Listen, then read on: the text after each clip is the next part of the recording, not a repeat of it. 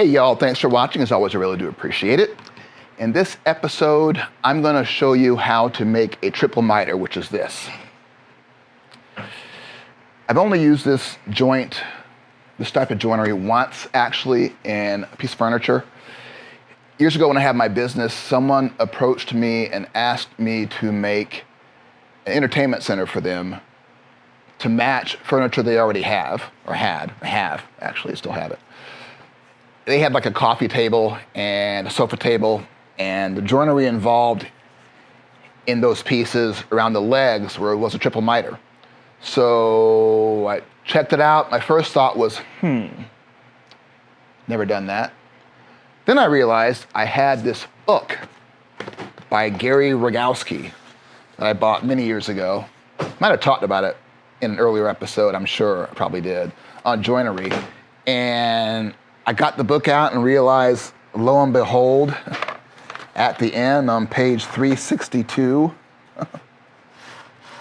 he went through triple miter. So I thought, I can do that.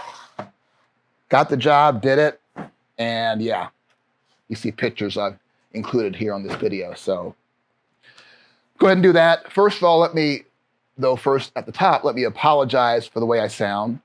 I was out in California on a little vacation last week, picked up this. Actually posted about it. Went to Sam Malouf's museum workshop. Actually, it's still a functioning shop, which was awesome. And got various things. Got this t-shirt, which is nice. Picked up something else, actually. This piece of walnut from a Sam Malouf rocker. Wanted to buy a box of scrap wood, but I didn't. I was traveling. My suitcase was already full from other shopping. So I didn't do that. Although I did buy some pillows to go with the prairie sofa I made a while ago that I'm getting upholstered now, finally. Because it's still a functioning shop, and we were lucky when we got there in that we were able to take a little tour around the shop, not really go through it. There's another tour you can take for that, which I want to do someday.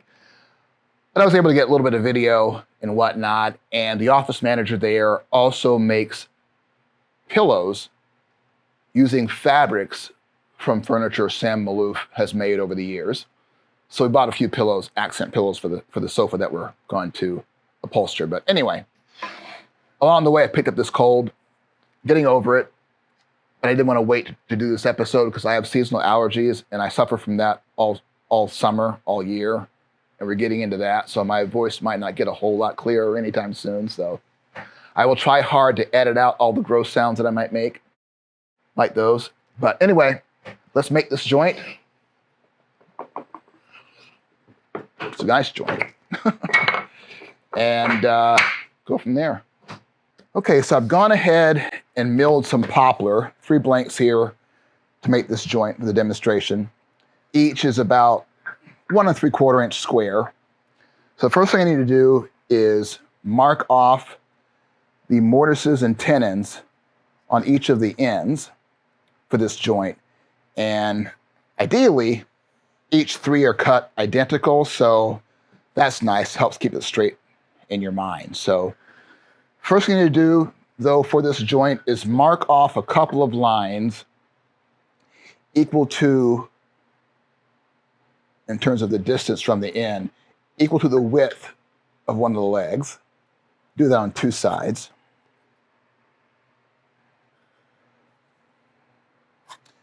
Actually, you need to do 2 marks like that on the same side. So I'll just use the leg itself to measure. So do that on all 3.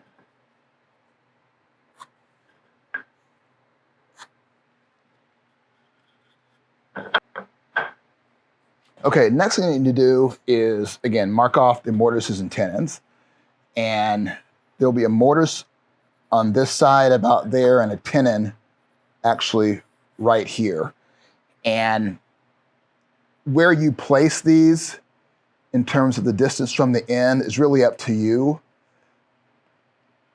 The one time I used this joint, as I mentioned in an entertainment center, I knew I was going to be adding like a taper on the end here. Kind of see it. Actually, on both ends, there was 2 ends like that. So I placed these mortises and tenons accordingly to give myself room. I'm not worried about that here for this demonstration. I've already decided I'm going to use 3/8 inch wide. I use a 3/8 inch wide tenon and a 3/8 inch wide mortise. And likewise, I've already decided to offset them from the end by 3/8 of an inch.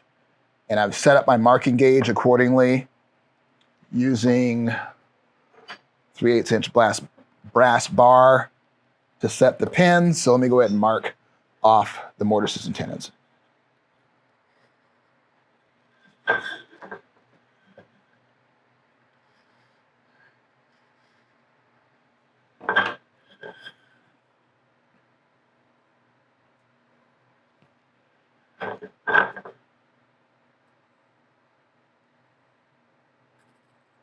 And as I mentioned, I'm only use this joint once in an actual piece of furniture.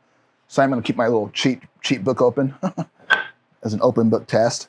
But again, since all 3 sides are identical,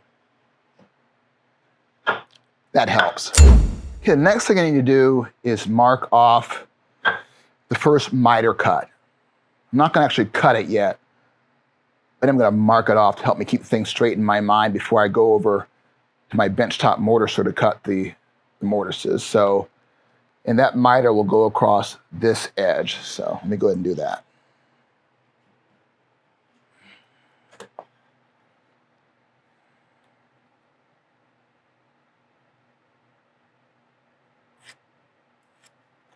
And again, it's the same on all 3 pieces.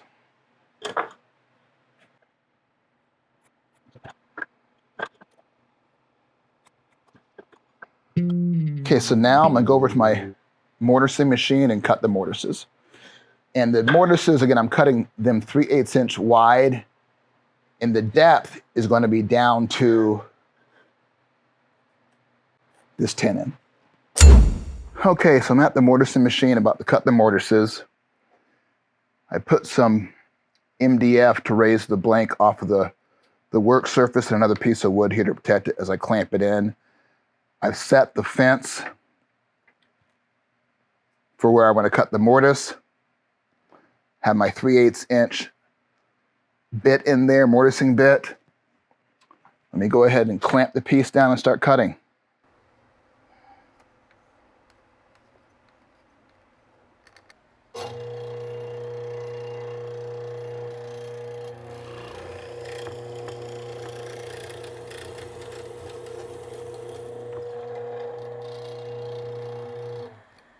One thing I did mention when I was marking off the mortises and tenons is that so that you hide this mortise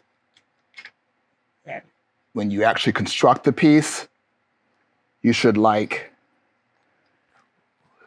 leave about a 1/16 of an inch gap here from the pencil line when you cut the mortise. And then when you go ahead and cut the tenon to go in that mortise, you cut a corresponding shoulder, which I'll go ahead and show you how to do. But I didn't mention that, but that's why there's a little bit of a gap there, just FYI. So let me keep cutting.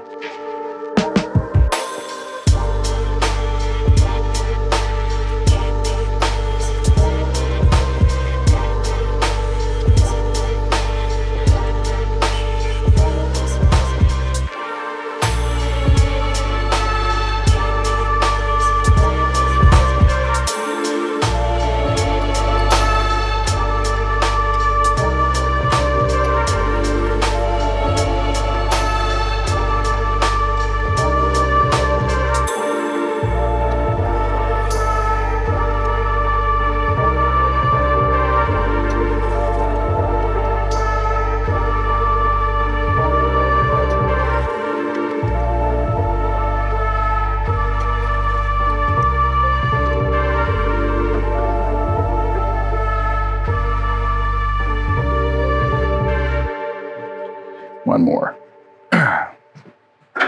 One more. Okay, so next thing I'm going to do now is cut that first miter that goes along the same side where I just cut the mortise. And so to help me do that, I put my miter sled on the table saw. Let me set the depth of cut and go ahead and cut it.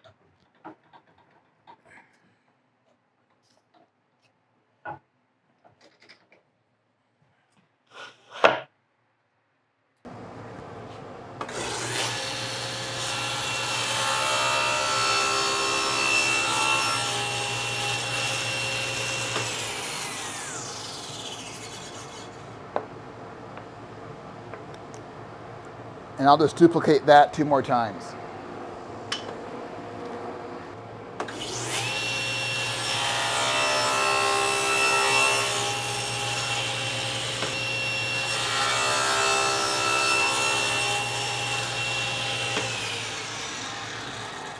Okay, so the next thing I need to do is cut these tenons. And before I'm going to cut them on a table saw. Before I do that, though, I'm going to transfer these lines across the face of this miter with the marking gauge that's still set up, just to help me guide the cut. And again, I'll do the same thing for all 3 pieces. So I can see these things. Okay, so to help me make this cut, I'm going to use this jig on the table saw against the fence. And I realized that I actually should have marked off one of these on this side so I can see it when I set up the cut. Go ahead and do that.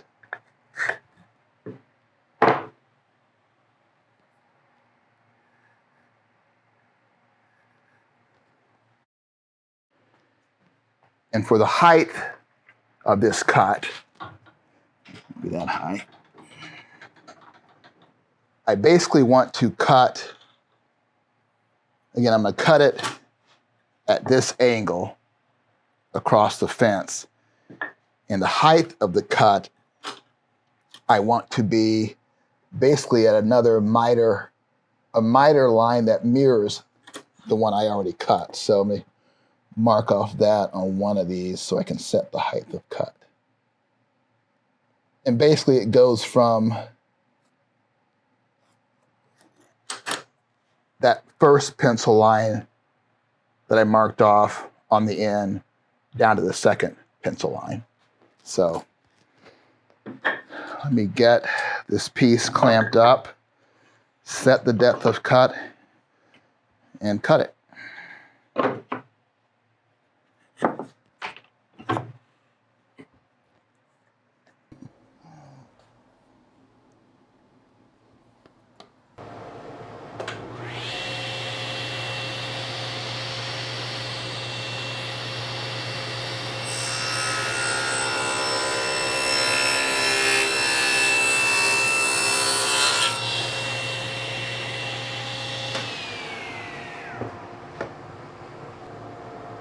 You do that 2 more times.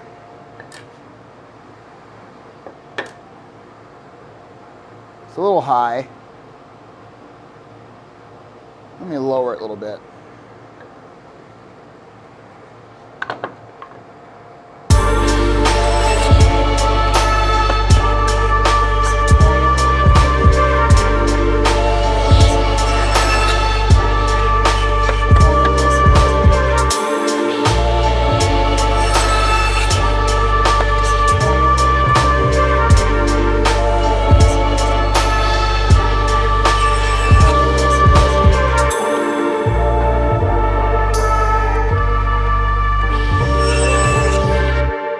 Okay, so now the next thing I need to do is finish cutting out that tenon. So I have to remove that piece and that piece. So I put my miter sled back in here and let me do that.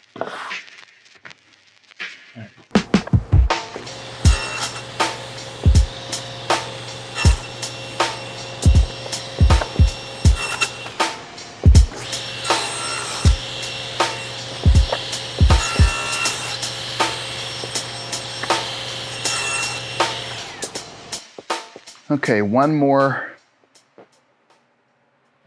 miter cut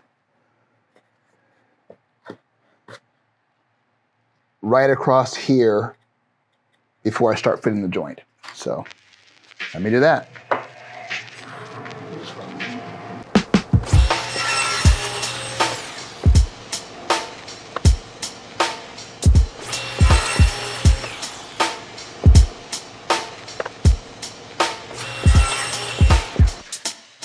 Now I need to square off this tenon to match up with the mortise on the adjacent piece. And I will use my table saw to do that. So let me set the height of cut carefully, not to cut to the miter, if I can.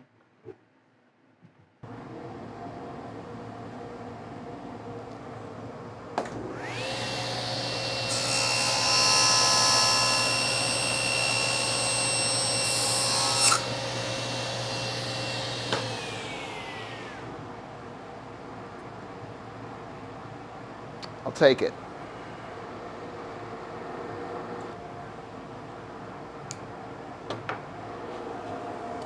Okay, I know I need to cut a little bit of a shoulder on that tenon to match up with the mortise. I'm gonna do that here on the bandsaw. I'll cut most of it here. I can shape it at the angle I need with my chisel.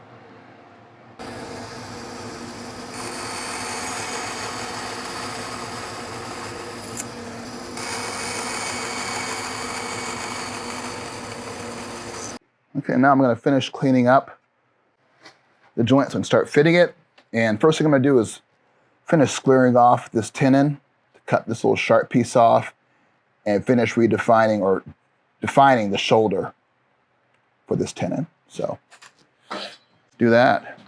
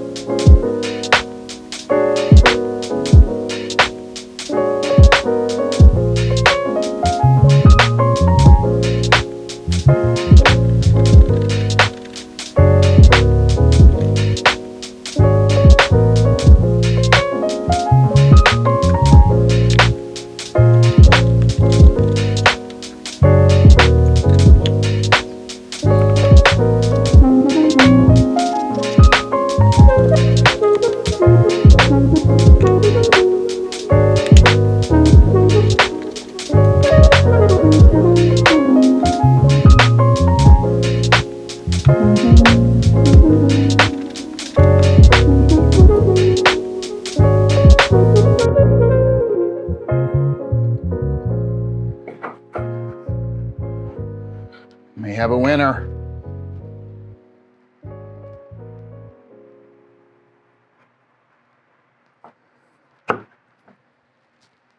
All right.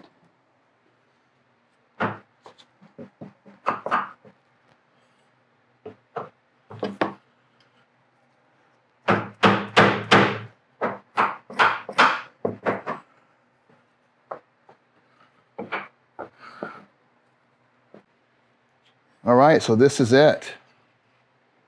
Triple miter.